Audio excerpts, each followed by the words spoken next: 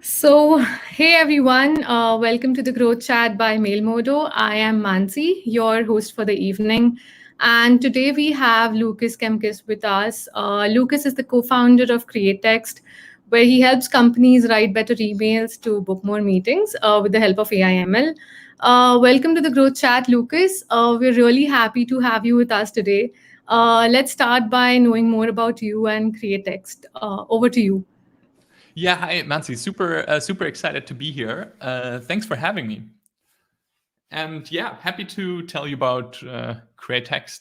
With CreateText, we help sales teams build effective email campaigns and optimize their existing ones so that they can book more meetings with potential customers.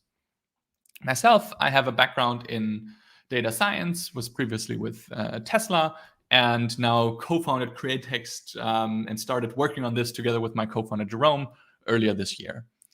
And the reason why we're building this company is that oftentimes sales teams have to send over 100 emails to book just one meeting, and it's difficult to find out how to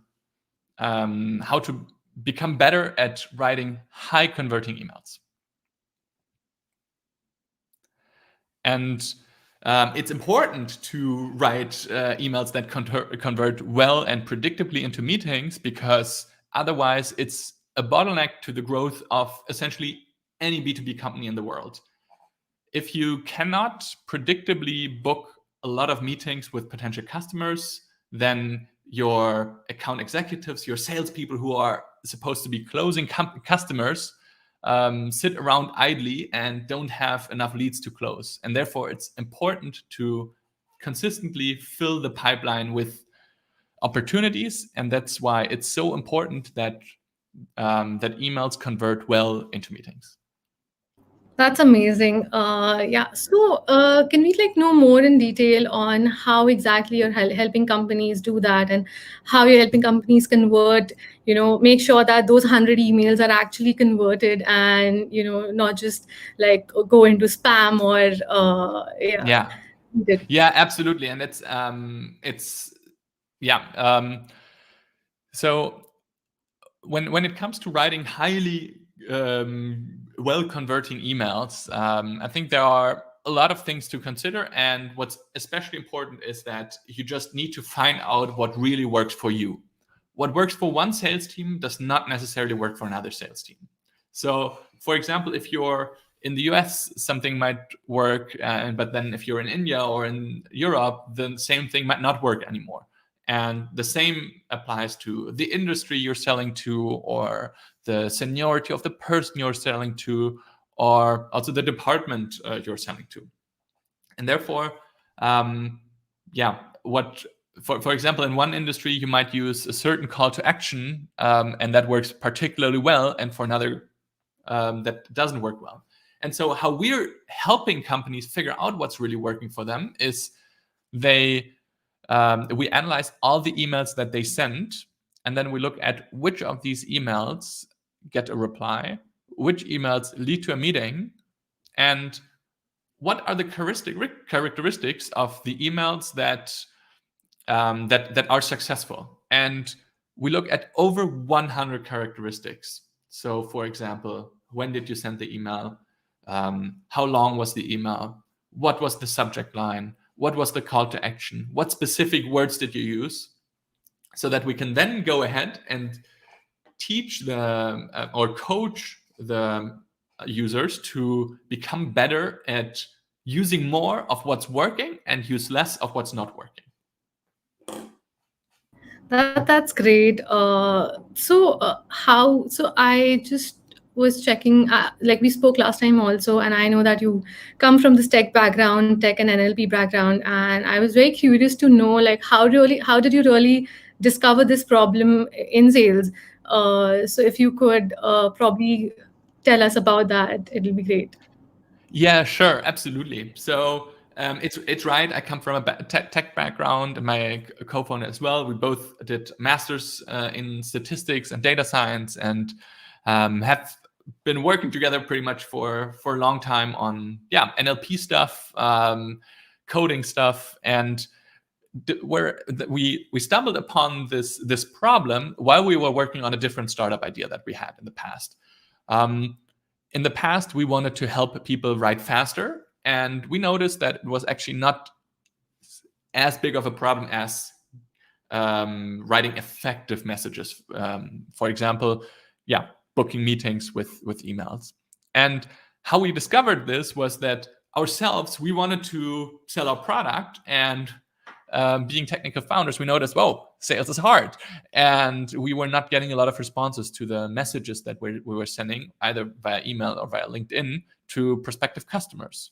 And then we started seeing some patterns, because first of all, we were feeling this pain of not getting a lot of responses and not booking a lot of meetings with the people we were reaching out to.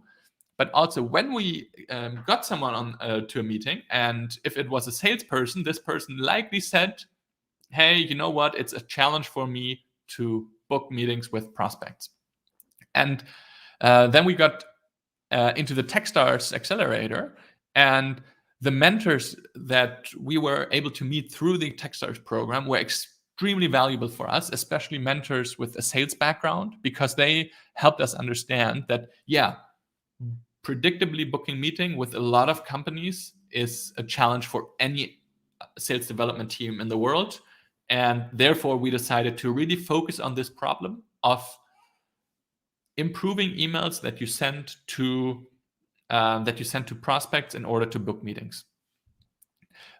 Because one, it's a huge pain, and also because we really felt that with our background in NLP, we can really help the SDRs become better, because we can leverage our analytics and data skills and use machine learning to figure out what's really working in the emails, and therefore give them advantage over their competitors. Right. That makes complete sense. And so what according to you makes an effective email? Since we all know that it's really difficult to actually land it and write that perfect sales email. So absolutely, what according to you would be an effective sales email? What are the elements that it would have? Absolutely, yeah. And I'm actually interested in seeing also your point of view. We're being working with AMP to make emails more effective, but absolutely happy to tell you about what we are finding with our customers. So just as a quick disclaimer, really what we're seeing is that what works for one company does not necessarily work for another. For example, for some companies, depending on who you're selling to, it might work well to use playful language. For example, to use emojis in an email. While for others, this does not work well. We see this in the data from our customers. And we also saw it, for example, a few weeks ago, I posted a survey on LinkedIn and just asking people on what they think about emojis in subject lines. And pretty much half of the people said, yeah, emojis are great. And half of the people said, no way, I don't ever want to use or should use emojis in subject lines. However, there are some recurring patterns of what really works in emails. One of them is that emails should be short. We know this. Everybody knows this because it's written on a lot of blogs. But still, with pretty much every customer we work with, we notice that the short emails that they write are more effective than the long emails that they write. And it's not only about the length of the entire email, it's also about the length of the sentences. So writing short sentences with easy words usually works better than writing long sentences with a lot of jargon and complicated terms.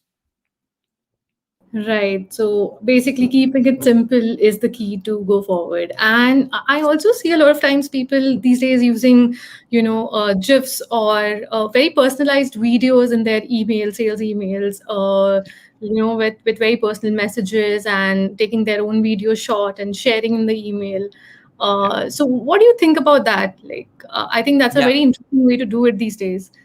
Absolutely. And I think that you're touching upon a very important point there, which is personalization. That's in general something that really doubles reply rates. And that's really, really valuable if you can show the recipient that you're not just sending them a template that you're sending to a bazillion other people, but that that's really personalized to them. And there, I think, what makes sense is especially to personalize the first sentence of each email. Then the remainder of the text can be a template, but sort of having 20% of the email personalized works best. That could be, for example, a personalized GIF or a personalized video. And I think those definitely perform well. Of course, you have to consider that sometimes they are time consuming to create, but you can try to sort of streamline it. And sometimes when you include images or videos in an email, they have a higher chance of landing in your the spam folder. However, this is something that you can quickly just test and look at the open rates of your emails. You can set up an A/B test where you send half of the emails with the video and half of the emails without the video. If the open rates are different, then it's likely that it's due to the video, because the subject lines stay the same and the first sentence stay the same. Right. Also, do you think like LinkedIn, reaching out on LinkedIn as compared to emails makes it more personalized, or like, it could be very direct and it could have probably higher open rates? What do you think about that? Like, I think LinkedIn can be a great channel. I'm not sure whether reaching out on LinkedIn makes it more personalized per se. However, you can of course use the information from the LinkedIn profile of the person you're reaching out to personalize your message, because there's always something that you can use to personalize, and even if it's just the location of the person. But oftentimes you can find something that's really personal. For example, if they mention a certain success or achievement on their profile, you can congratulate them for having achieved that and show them that you've actually taken the time to read their profile.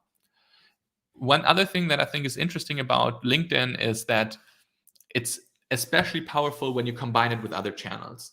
So doing multi-channel outreach, for example, reaching out via LinkedIn and via email, is much more effective than reaching out only via one channel.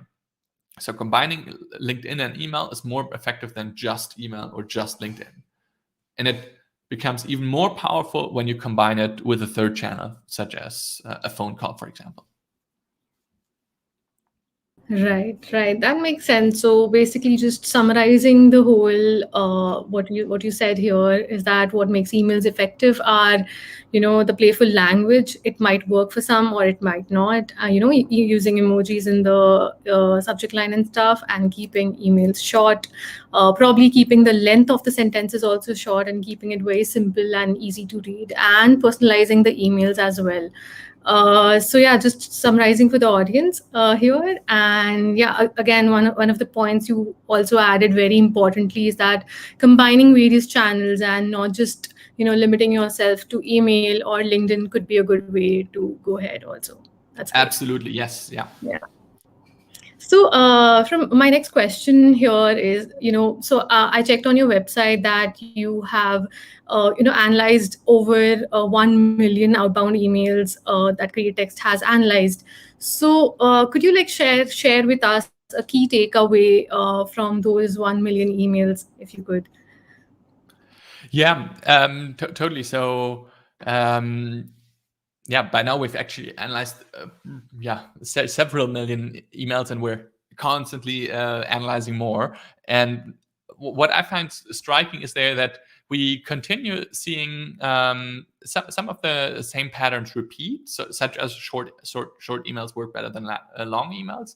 And then some things are really unique to every customer. So for example, we had one customer where we saw that in the first email step that they send, it makes sense to use a very soft call to action. For example, would you like to learn more, or would you be interested in learning more? Such as this is exactly what also the 𝐭𝐮𝐲 blog suggests. They had a very interesting article a few months ago about which types of call to action work best in emails. And so for this one customer, we saw that, yes, using the call to action, would you be interested in learning more, was the most effective in the first email step.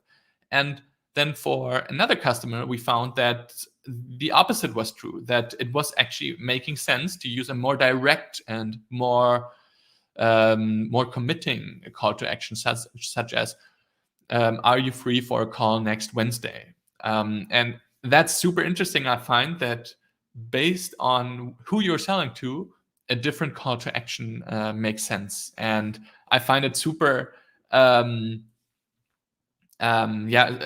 a lot of fun, and it's very rewarding to be able to extract this information from the data and to help sales team actually figure this information out. Right, that makes complete sense. The CTA is very important, I'm sure, in the emails. And so talking about the CTAs, what do you think about the placement of these CTAs in the email? Like, should it come on the top? Should it come towards the end of the email? What do you think makes more sense? Yeah, I think the best location for the CTA is in the end of the email, so ending with the call to action. And yeah, so I think that's the best location. Great. Yeah. So also, what do you think about interactivity inside emails? Like like we also do at MailModo, we add calendars to our sales emails, and that sort of helps us book more meetings and get more conversions. So what do you think about, what's your take on it? Like having such interactive elements inside the emails, do you think that could help book more meetings? Absolutely. I mean, everything that takes away friction is a good thing, I think. So whenever you can make it as easy as possible to book a meeting, then that increases the likelihood that a meeting will be booked. And I'm personally a big fan of including a calendar. Of course, you have to sort of do it in a nice way so that you don't give all the work to the recipient of, hey, now they have to go to their calendar and find a time, then check it. But it's possible to do it in a nice way. And then I think that it makes a lot of sense because, adding that interactivity to the email can be, a cool step to, make it also more fun and more engaging, and in general, just make it easier to, in essential, just do a very operative step.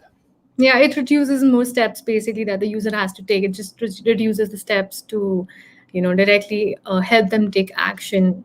Exactly. It removes the friction from the whole process, I think. And I mean, this is essentially what you're building at MailModo, right?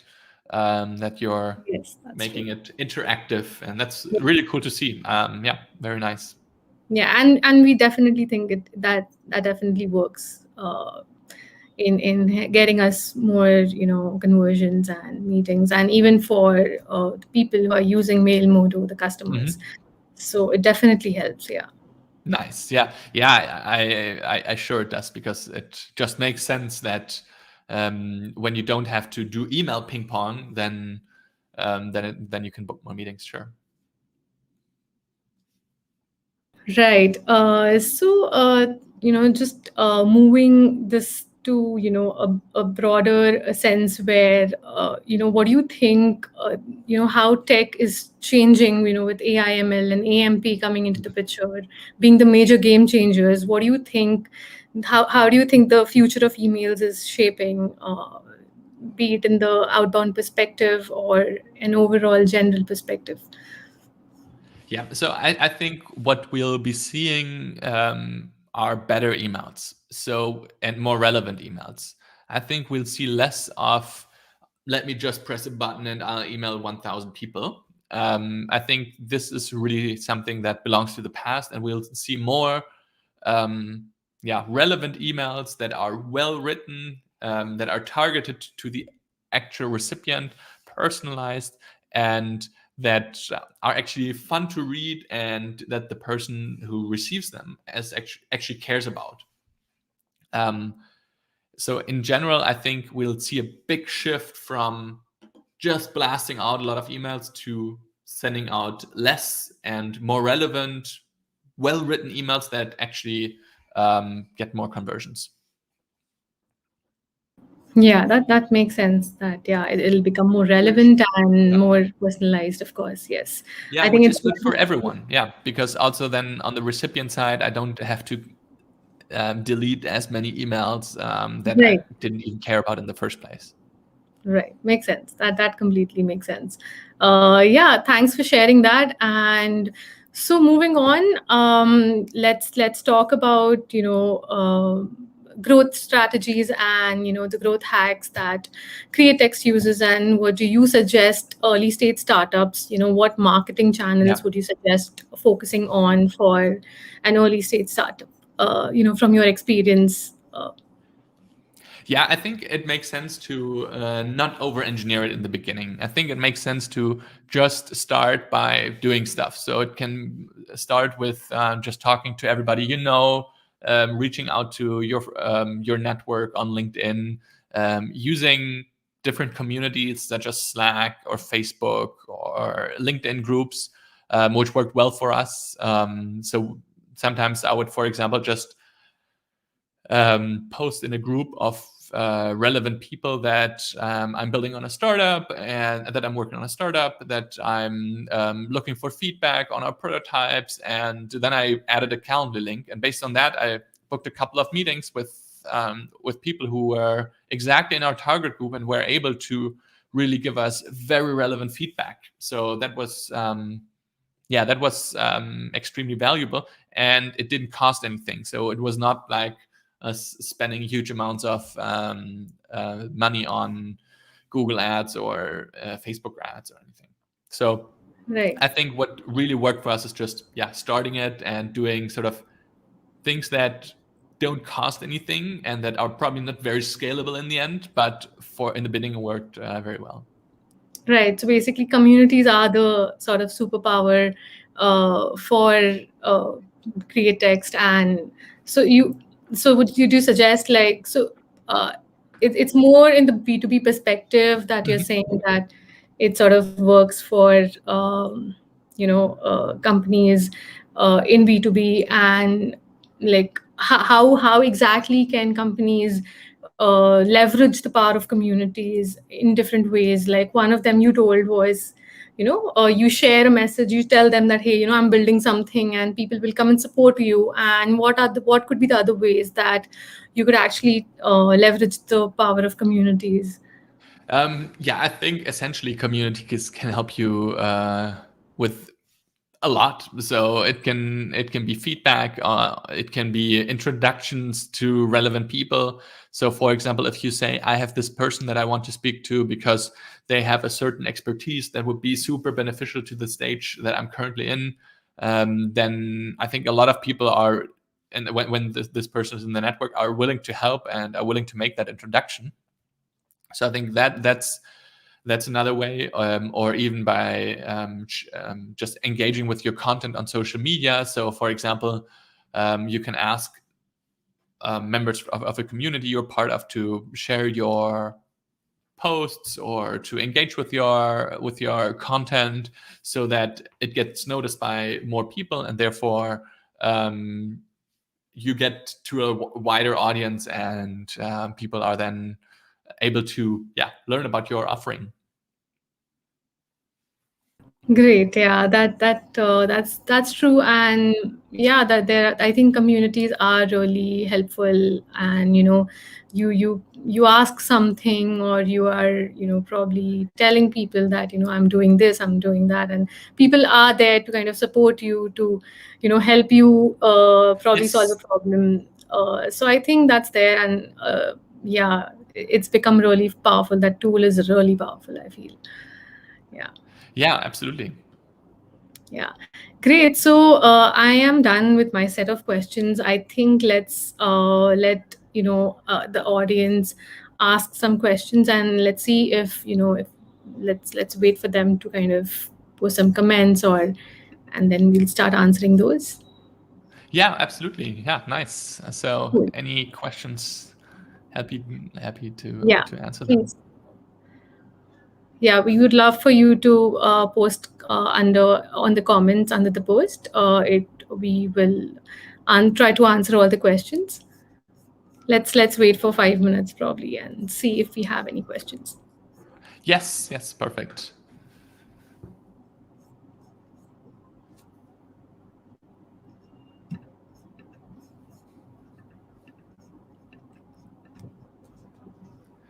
Yeah. Also, remember last time we spoke, you had a question about the slogan that we're using, Gong for email. Yeah. And actually, back then we had just started using it, and now I've been collecting a lot of feedback from salespeople, and it's actually very positive because it's very clear to a salesperson as soon as they read it, because everybody knows Gong. Gong helps so many sales teams get better at sales calls. It's now valued at over $7 billion. So it's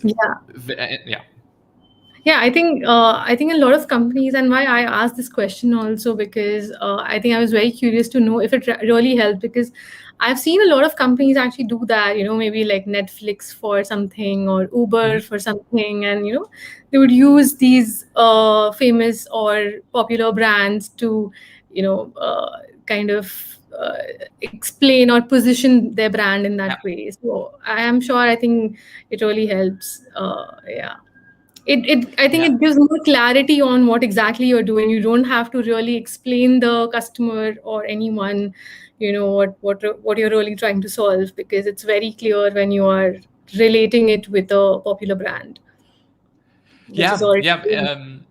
I agree, because it makes it easier to put a lot of information into just a very few words. Right. It comes back to the topic of having short emails, or in general short texts or short communication. Yeah, it's very short and like very direct. Yeah. Right.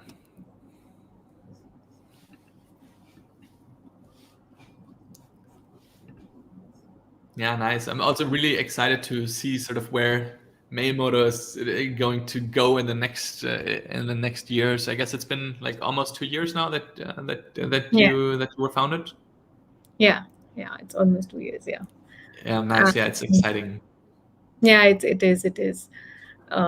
It's definitely exciting, and it's definitely something different to to be working on. And yeah, it's clearly like powering the emails. The power of emails is kind of like, we generally see emails as dead, as emails don't work. But I think both of, like, even Create Text and Mailmodo, both of us are trying to use the power of emails to get better communication. I agree, because I think there's so much to be improved, and it's also such a huge field, because essentially, so many emails are written each day. They can be improved, and as you mentioned, personalization is such an important issue. And I think it's a very direct kind of communication, where as compared to social media, where you're talking to thousands of people and you might be heard or you might not be heard. But emails, it's very direct, it's very targeted. Like, you are sending a very targeted message, and there is a lot of scope of personalization, because it's so direct and targeted.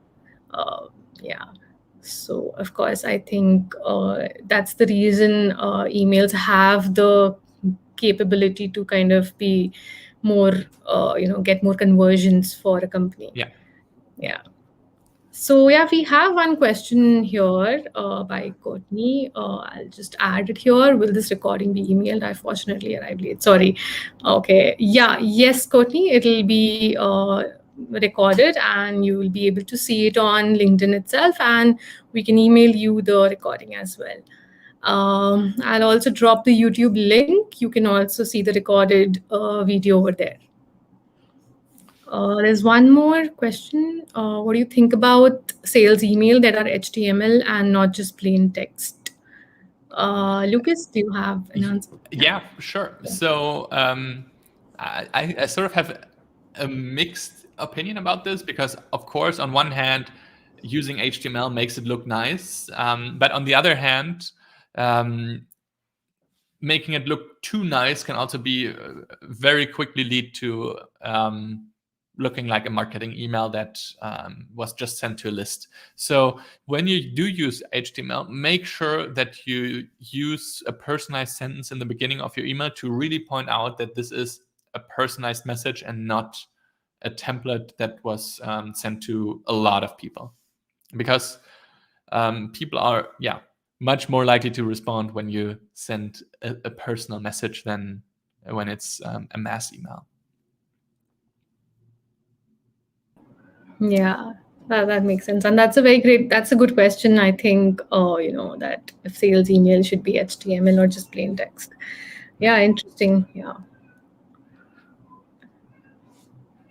So the next Great. question.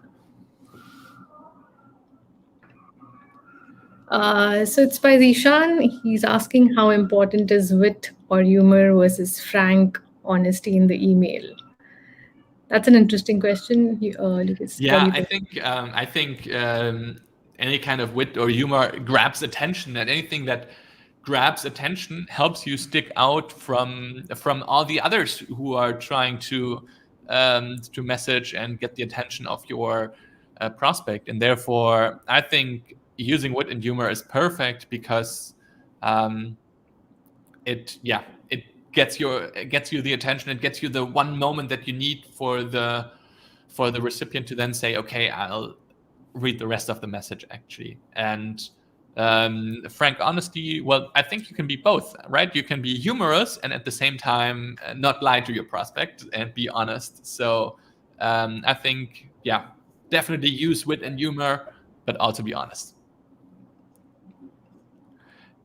Right.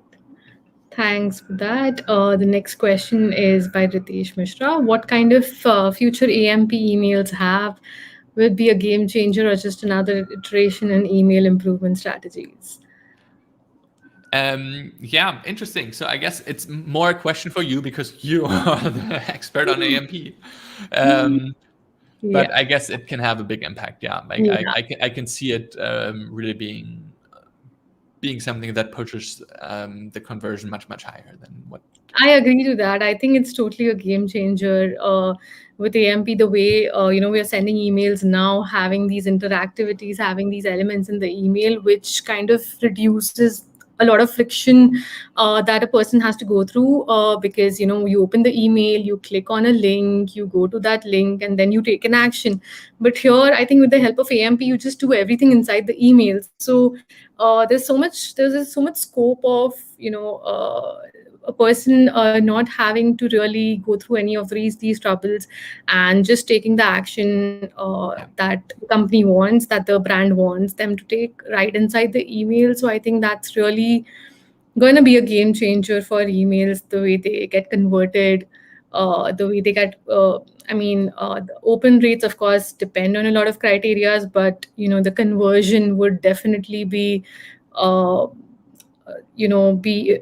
be better or be improved with the help of AMP. That's what we think.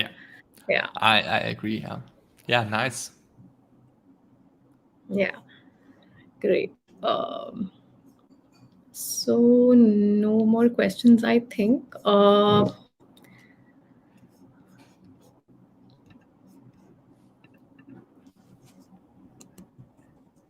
Yeah, nice. Well, it's been a lot of fun. I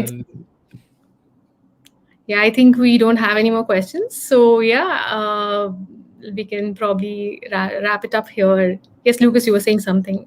Sorry. Yeah, no, just wanted to say, Mansi, I really enjoyed speaking with you. It was really, I had lots of fun also learning about AMP more. That was great. I hope I was able to give sort of an overview of how sales teams can book more meetings by just figuring out what really works for them, because it's something different for every team. Yeah. And yeah, really nice. Thanks for the invitation. Definitely. It was. We also had a lot of fun having you here, and you answered a lot of great questions, regarding sales and sales emails. And I think it's great the way you kind of took us through how Create Text is helping companies book more meetings, and how you think that emails are very effective. How emails can become more effective, and how we can have various elements and make sure the email is simple. I think it was great. Yes. And thank you everyone for joining us. It was definitely a great session, and we'll see you soon again. Thank you, Lucas. Thank you very much. Sure. Yeah. Thank you, Mansi. Take Yeah. care. See you soon. Bye. See you. Take care.